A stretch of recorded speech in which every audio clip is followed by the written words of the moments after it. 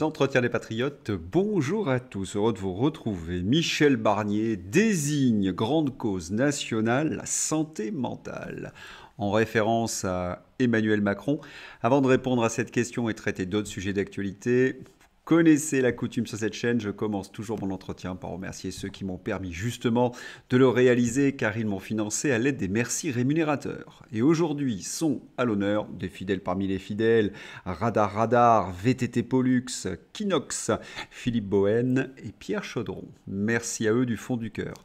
Et puis je tenais à vous remercier pour votre fidélité. Oui, il faut aider la réinformation en ces temps difficiles. Comment faire? Lever le petit pouce, écrire de gentils messages et diffuser sur d'autres réseaux sociaux. C'est bon pour les algorithmes. Merci à tous. Michel Barnier, épisode 15. Le Premier ministre désigne la santé mentale comme la grande cause nationale de 2025. A priori, ce n'est pas une folie, cette mesure, dans la mesure où notre hôpital se meurt et que les urgences psychiatriques, et la psychiatrie en général, sont les parents pauvres de l'hôpital. C'est dire la catastrophe. Un psychiatre de mes amis me racontait que l'hôpital laissait sortir des fous faute de place. Et nous les voyons aisément dans la rue. Un petit rappel avec le journal L'Immonde. La psychiatrie en France est le parent pauvre du monde de la santé. Le psychanalyste clinicien Harold Aozi se félicite dans une tribune au Monde de l'Ours d'Or décerné à Nicolas Philibert pour son documentaire sur l'Adamant consacré à la souffrance psychique dans un hôpital parisien et appelle à fournir des moyens supplémentaires à l'accompagnement des malades. De plus, la souffrance psychique des Français s'est considérablement aggravée durant le mandat d'Emmanuel Macron. En cause, eh bien vous le savez, la politique d'enfermement durant la pandémie. Béatrice Rosen. Barnier, qui veut faire de la santé mentale une cause nationale, devrait lire cet article du Télégraphe pour comprendre ce que ses collègues ont infligé à la population française pendant la crise sanitaire comme désastre sur la santé mentale de toutes les catégories de la population. De plus en plus de preuves montrent que l'impact du confinement continue d'affecter chaque génération. Les plus touchés, les adolescents et les bébés Covid. Les bébés Covid ont-ils plus de mal à parler que les autres enfants? D'après des études, les confinements successifs ont eu des conséquences sur le développement langagier des enfants. Ce sont donc des millions d'individus qui ont vu leur santé mentale impactée par les décisions qui ont été prises par les gouvernements européens. Est-ce que Michel Barnier aurait comme une forme de mauvaise conscience ainsi que ses complices? Allez savoir. Mais ce qui est certain, c'est qu'il a pris cette décision après avoir rencontré Emmanuel Macron. Tirez les conclusions que vous voulez. Bon, je me fais non plus guère d'illusions, la santé mentale est une cause consensuelle, ça ne mange pas de pain, selon le dicton populaire. Choisir une cause consensuelle, cela permet d'éviter des vrais problèmes comme la dette de l'État, la délinquance, la submersion migratoire, la mort de notre hôpital public. Et comme d'habitude, ce sera une agitation médiatique de quelques semaines, un peu d'argent dépensé et puis ils passeront à autre chose. Cette oligarchie ne fait plus de vraie politique, dans le sens noble du terme, c'est-à-dire s'occuper des Français. Non, il ne s'agit plus que de communication pour abuser les gogos.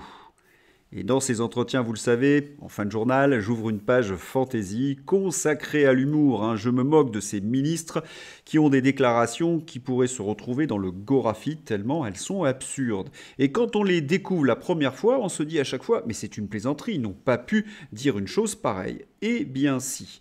Et avec le gouvernement Barnier, cela commence, c'est fantaisie dès le premier jour. Antoine Armand, nouveau ministre de l'économie, félicite son prédécesseur Bruno Le Maire pour son bilan. Son bilan? Plutôt son dépôt de bilan, non? Antoine Armand, s'il n'est plus ministre de l'économie, pourra devenir rédacteur en chef du Gorafi. C'est à peine croyable ce qu'il vient de dire. Mais quel courtisan! Allez, on lui forge une médaille d'or du tocard. Rappel du dépôt de bilan de Nono le dilaté, en disant en France, le nombre de personnes se privant faute de moyens a doublé, le nombre de bénéficiaires de l'aide alimentaire a triplé, le nombre de sans-abri a doublé, la fortune des milliardaires a augmenté de 439%, 1000 milliards de dettes, plus 33 500 défaillances d'entreprises, plus 164 milliards de déficit commercial, 5,6% de déficit public et on parle même de 7%. Le nouveau ministre de l'économie Antoine Armand, en une phrase, a perdu toute crédibilité. Et hier, il y avait certainement un concours Gorafi parce que Gabriel Attal s'est lui aussi distingué. Gabriel Attal va demander à Michel Barnier d'assurer qu'il n'y aura pas de retour en arrière sur la PMA, le droit à l'IVG, les droits LGBT. Demain, Gabriel Attal va demander des garanties sur l'esclavage et la torture. On n'en fait jamais trop. Franchement, comme s'il était possible chez tous ces européistes de revenir aux acquis Soros. Et là encore, en agitant des menaces fantaisistes, Gabriel Attal évite de parler de son bilan désastreux. En 8 mois, 120 milliards de dettes supplémentaires, explosion des crimes et délits et effondrement de la France. Mais son gorafisme, néologisme, a permis une chose positive, démasquer l'arnaque Gabriel Attal. Il y a encore 6 mois, c'était monsieur droitard du gouvernement. Cela sonnait tellement faux. Je ne sais pas qui est encore dupe de tout ça. Gabriel Attal regrette l'absence de personnalité issue de la gauche républicaine dans le gouvernement Barnier. Mais on n'est guère étonné parce que Gabriel Attal, je vous l'ai montré dans une précédente vidéo, déteste Michel Barnier. Et on le voit se repositionner plus à gauche chez ses ex-petits copains PS. Et c'est ce que je vous disais également dimanche, il est en train de fissurer le camp macroniste. Alors, bien évidemment, j'ai une pensée très émue pour tous ceux qui m'expliquaient que Gabriel Attal, c'était la droite dure. Je ne sais pas ce qui est dur, mais c'est pas sa droite. Gabriel Attal, c'est un ambassadeur LGBT mondialiste. C'est d'ailleurs le sujet de ma vidéo de ce matin. Enfin, Gabi est sur la même ligne politique que ce zozo. La France de Thomas Joly, de la cérémonie d'ouverture des Jeux Olympiques, n'est pas représentée dans ce gouvernement. Est-ce qu'il voulait Philippe Catherine, ministre de l'Intérieur, et un drag queen, ministre de l'Éducation? Mais qui est ce zozo? Il s'agit de Yann Brossa, PCF, 9 députés sur 577. 44 ans, professionnel de la politique depuis 20 ans et présent tous les jours sur les plateaux de BFM TV et du service public pour être lui aussi l'ambassadeur de la LGBT. Allez, on continue dans le cirque Barnum, le cirque Barnier, avec Anne Gente, qui est notre nouvelle ministre de l'Éducation nationale. Étonnant. Quand Anne Gente est apparue sur mon écran en 2017, je me suis demandé s'il s'agissait d'un canular, tant elle semblait niaise. L'avoir nommée à la tête d'un ministère qui aurait réclamé quelqu'un de compétent et brillant est désastreux. Sa spécialité ? Le rapport entre employeurs et personnel de maison d'origine philippine. Elle n'a aucune compétence pour cette éducation nationale.